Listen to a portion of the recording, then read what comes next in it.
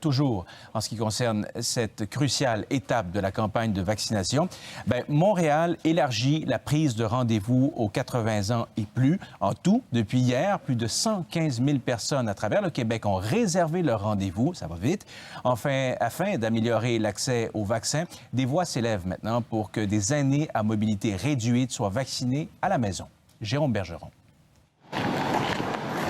Suzanne Campeau-Dubé doit toujours être accompagnée par un service de transport adapté lorsqu'elle sort de sa maison. Âgée de 83 ans, elle pourra recevoir son vaccin dès la semaine prochaine au Stade olympique de Montréal, à quelques kilomètres de chez elle.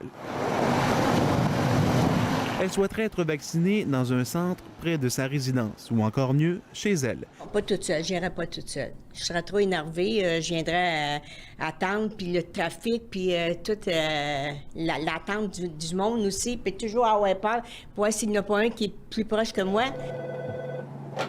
Le Chez nous de Mercier-Est, comment puis-je vous aider? L'organisme Chez nous de Mercier-Est croule sous les appels d'aide d'aînés qui leur demandent un service de transport pour aller se faire vacciner. Mais la demande est plus grande que l'offre. L'organisme est à la recherche de bénévoles pour accompagner le plus de personnes possible. D'autres aînés ne peuvent simplement plus sortir de chez eux. Comment faire pour les vacciner? La clé du succès de cette campagne passe par la vaccination à domicile, selon ce gériatre. On peut mobiliser une infirmière là, qui fait une tournée, parce qu'il faut que la tournée soit faite rapidement, mais qui fait la tournée rapidement pour vacciner 6 personnes, parce qu'il y a 6 doses par vial en quelques heures. Les listes sont là, les réseaux sont là, les contacts sont là, les besoins sont connus. Et à ce moment-là, c'est tout à fait faisable. Avec les nouveaux vaccins en plus qui arrivent, qui requièrent moins d'infrastructures lourdes, ça pourrait être tout à fait faisable. Le Québec pourrait s'inspirer de l'Ontario, comme à Ottawa, où des cliniques mobiles menées par les ambulanciers paramédicaux se rendent directement dans les quartiers où les besoins de vaccination se font sentir.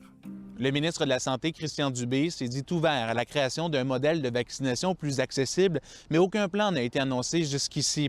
En point de presse hier, il s'est dit ouvert à trouver des solutions en fonction des souhaits des CIS et des organismes qui viennent en aide aux populations plus vulnérables.